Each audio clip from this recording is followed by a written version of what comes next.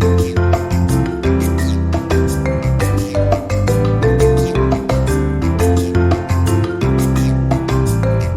semua, kali ini aku bakal ngebahas dan ngasih step by step tentang formatting proposal tugas akhir atau skripsi.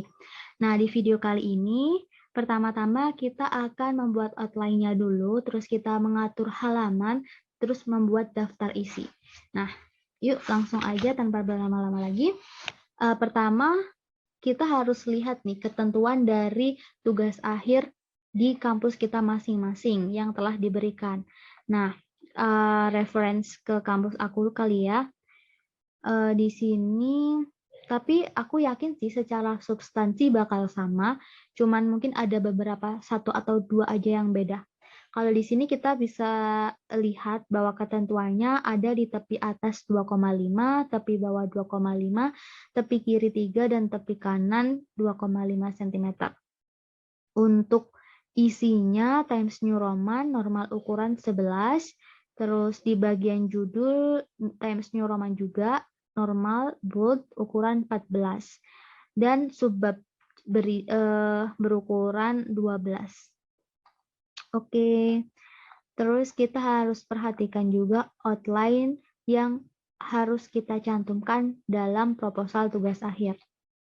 Nah, pertama kita tadi menentukan kanan dan kiri. Kita bisa klik 2 kali di sebelah sini, teman-teman. Nanti bakal muncul ini. Terus kita tinggal sesuaikan sesuai ketentuan. Tadi kirinya ada 3 cm, terus atasnya 2,5, dan kanannya 2,5. Kita bisa langsung klik OK. Nah, udah otomatis di sebelah kiri 3 cm, kita bisa lihat. Nah, terus kita mulai dengan menulis outline. Nah, di halaman 1 tentu di sini ada halaman sampul. Kita pakai ini aja. Oke. Terus yang kedua, lembar pengesahan.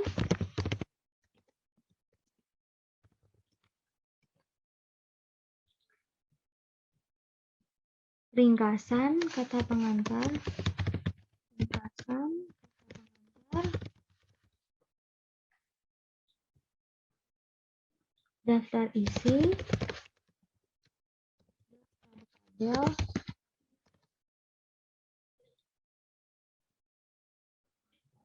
Daftar gambar.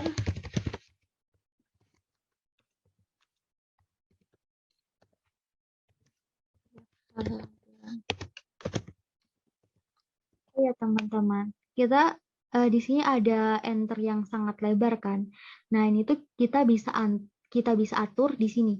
Di paragraf ini, di ujung kanan kecilnya ada tombol, kita bisa klik. Nah, ini afternya 8, makanya dia tuh agak lebaran gitu enternya.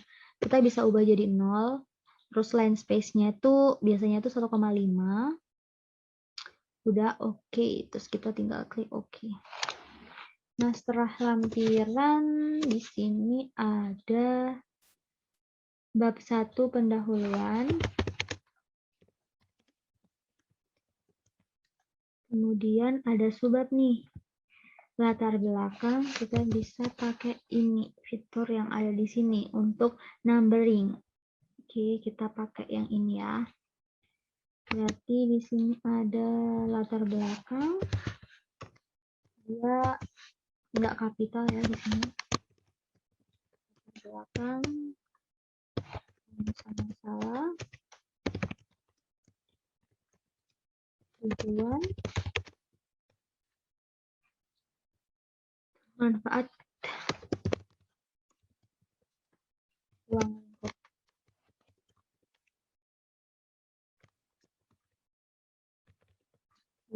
Kita bisa pakai numbering tadi. Nah, biarin aja meskipun warnanya beda, nanti kita bisa atur setelahnya. Lanjut next bab 2 ya. Di sini ada tinjauan literatur.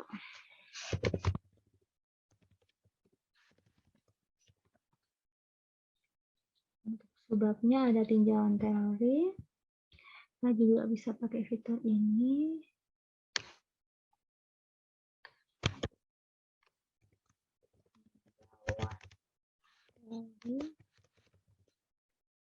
Sorry.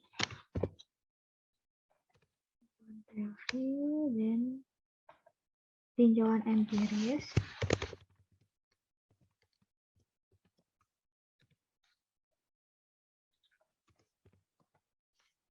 Dua titik tiga, kerangka penelitian dan hipotesis. Kerangka dan hipotesis. Oke, lanjut bab 3. 3 ini adalah metodologi. Terus kita pakai subbab lagi 3.1. Nah, karena kan di sini nggak ada nih 3.1. Kita bisa bikin sendiri dengan cara klik ini. Coba kita tulis dulu ya. 3.1 itu ada waktu dan tempat. Waktu dan tempat. Nah, teman-teman, cara ngaturnya kita bisa klik ini di yang panah ini segitiga kecil, terus kita set numbering value. Oh, bukan. Sorry. Di define new number format. Nah, di sini teman-teman bisa langsung ini dirubah satunya jadi 3. Terus 6-nya biarin coba. 6-nya kita ngubahnya di tadi set numbering value. Nah, kita memulai dari list yang baru. Wait. Set numbering value. Bentar. Mana kecil, define new number, kita klik 1. Ada ya. Why? Lalu kita klik cancel.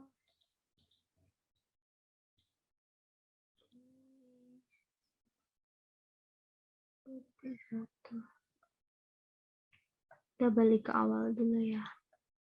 Tapi balik lagi, kita ubah segitiga kecil, terus set number value.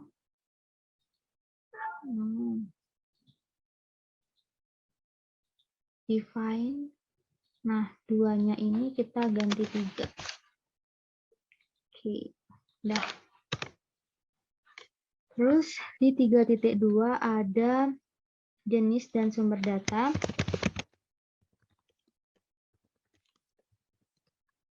Kita biarin dulu aja. Kita ini nggak wajib, kita langsung aja ke metode analisis.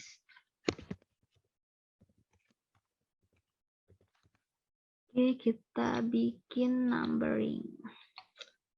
Selesai. Selanjutnya kita ke bab 4. Bab 4 ini ada jadwal dan rancangan biaya.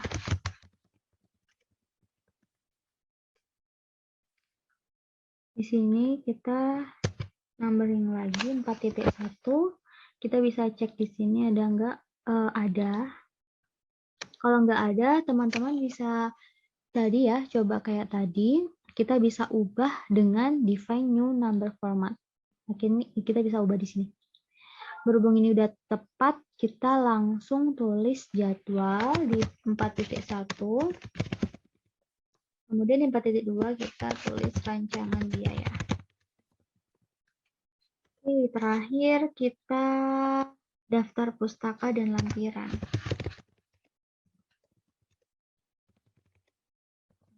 Teman-teman, sekarang kita udah mulai formatting agar nanti bisa ke otomatis di daftar isi. Nah, caranya kita bisa menggunakan format heading ini. Nah, untuk judul kita pakai heading 1. Misalkan ini kan masuk judul ya. Teman-teman bisa klik heading 1. Nah, tapi kan jadi berubah gitu kan stylenya. kita bisa ubah dengan klik kanan, yang di heading ini kita klik kanan, terus klik modify.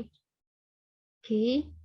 Nah, di klik modify, kita bisa ubah warnanya jadi hitam, terus kita ubah fontnya bold, kita juga bisa arahkan ke tengah. Dan fontnya kita pilih sesuai ketentuan, ya ini di sini ada Times New Roman. Oke, kita bisa klik OK. Nah, udah terlihat ya teman-teman. Nah, kemudian di bagian subbab, kita bisa pakai heading 2. Tapi sama kayak langkah yang tadi, kita bisa modify ukuran dan warna fontnya agar sesuai dengan ketentuan yang dikasih. Nah, ini kita bisa tambah hitam, terus Times New Roman 12.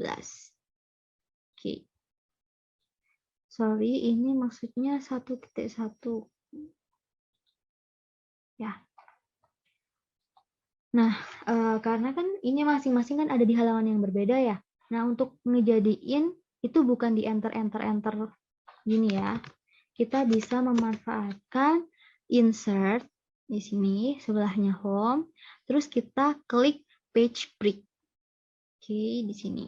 Nah, jadi kita udah otomatis ke halaman berikutnya. Begitu seterusnya. Kita pakai page break. Ini daftar isi juga di halaman selanjutnya, daftar tabel ada di halaman selanjutnya, daftar gambar,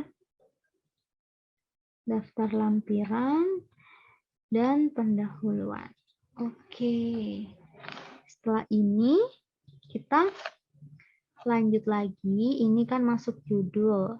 Nah, kita di bagian home, terus heading 1. Oke, udah ke otomatis ya teman-teman. Terus untuk pindah ke halaman berikutnya kita pakai page break. Nah, ini kita juga ubah ke heading 2.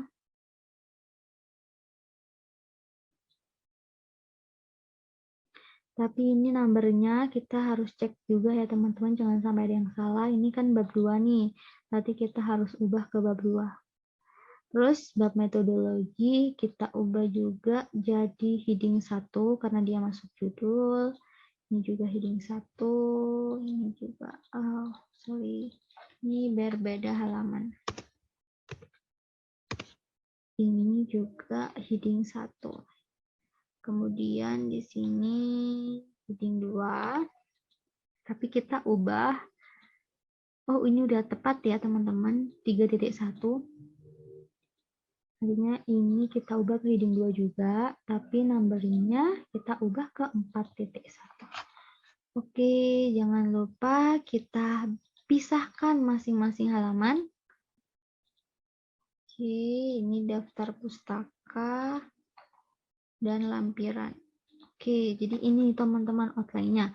Jadi teman-teman tinggal nambahin nih apa isi-isinya ya, masing-masing sesuai dengan penelitian yang diajukan. Oke, sekarang kita ngasih halaman. Nah, gimana sih cara ngasih halamannya? Kita bisa insert page number. Nah, biasanya di halaman pertama itu di awal-awal itu pakai angka Romawi.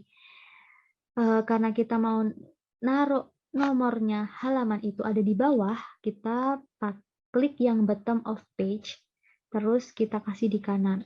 Nah, kalau kita mau buat angkanya itu Romawi, kita bisa klik di desain, di dashboard design, terus di sebelah kiri ini ada page number, kita klik yang ini, ada segitiganya, terus kita bisa format. Nah, ini untuk menyesuaikan. Karena tadi kita ingin angka Romawi, kita bisa pilih yang II ini. Oke, nah, ini di halaman 1 kan Romawi. Nah, nanti dimasuk di halaman pendahuluan itu biasanya pakai angka Arab. Nah, gimana cara ngubahnya? Kita beralih dulu ke pendahuluan. Nah, ini pendahuluan. Nah, di sini karena ini berbeda setelah Romawi kita pindah ke halaman Arab, Cara ngubahnya, teman-teman pindah ke page layout di sebelah sini. Nah, di bagian bricks, teman-teman pilih yang next page. Artinya dia mau dipisah. Oke, udah ya. Setelah itu, udah next page, ini kita double klik di bagian halaman ini. Nah, nanti akan keluar di bagian desain ini kita link to previous ini kita hilangkan. Cara hilanginnya gimana? Udah klik aja sekali. Oke, terus page number kita ubah ke angka Arab. Nah, oke, dan ini kita juga klik start at number 1. Oke, bisa terlihat ya teman-teman, di pendahuluan ini kita masuk angka 1, sedangkan sebelumnya itu pakai angka Romawi. Oke. Kalau udah kita bisa close tadi, terus nih ada satu, biasanya di halaman sampul itu nggak dikasih halaman itu. Nah, gimana caranya halaman ini bisa hilang tanpa merubah halaman selanjutnya? Nah, teman-teman juga bisa pakai page layout lagi, terus di bagian bricks, teman-teman klik di sini, terus next page. Nah, setelah itu kita ubah ini, klik double klik di halaman sampul yang kita ingin hilangin i kecil ini. Karena kalau kita langsung ngilangin gini, nanti bakal ngerubah di halaman berikutnya. Ya kan? Langsung hilang. Sedangkan kita nggak mau nih ini hilang. Jadi, jangan langsung dihapus, teman-teman. Tapi ikuti langkah berikut ini. Nah, gimana caranya? Kita bisa pakai page 6. Kita link to previous. Kita bisa langsung menghapus tanpa menghilangin di halaman kedua.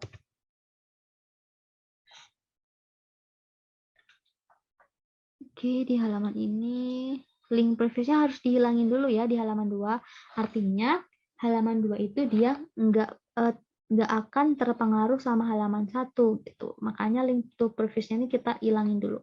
Nah, setelah kita hilangin baru kita boleh hapus ini.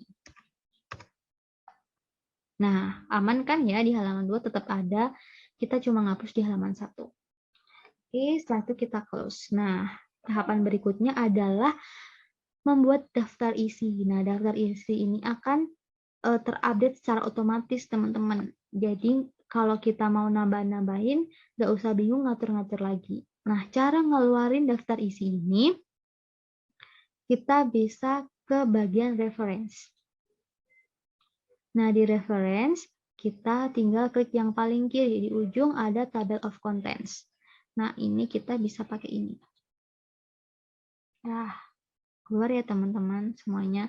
Nah, ini bisa juga mau kita atur. Misalnya, pakai huruf Times New Roman. Nah, klik aja titik 3 ini. Ini kayak ngeblok gitu di bagian daftar isi. Nah, kita bisa ubah misalnya pakai Times New Roman 11. Nah, gitu. Nah, apa sih keuntungannya kita pakai tabel atau daftar isi otomatis ini? Nah, misalnya kita mau halaman pendahuluannya ini ternyata ada 2 halaman gitu. Berarti si tinjauan literatur ini kan ada di halaman berikutnya ya. Nah, ini. Artinya tinjauan literatur ini ada di halaman 3 nih. Padahal tadi di daftar isi kita udah ngeset dia itu ada di halaman 2 gitu kan. Jadi kita nggak perlu nih ngapus satu-satu gitu. Apalagi sampai bawah kan. Nah, caranya kita tinggal aja klik update table. Nah, kita klik yang enter tabel, artinya kita ubah juga yang ada di daftar isi ini. Nah, dia langsung ke otomatis, teman-teman. Tuh, tinjauan literaturnya ada di halaman 3. Gitu. Nah, ini untuk outline. Jadi kita udah punya outline. dari judul, halamannya, dan daftar isi. Nah, untuk pembahasan tentang bagaimana cara membuat daftar gambar dan daftar tabel akan ada di video berikutnya ya. Teman-teman jangan lupa klik subscribe agar tidak ketinggalan info menarik dan ilmu lainnya dari Diet Pintar. Oke, sekian dari aku. Bye semua.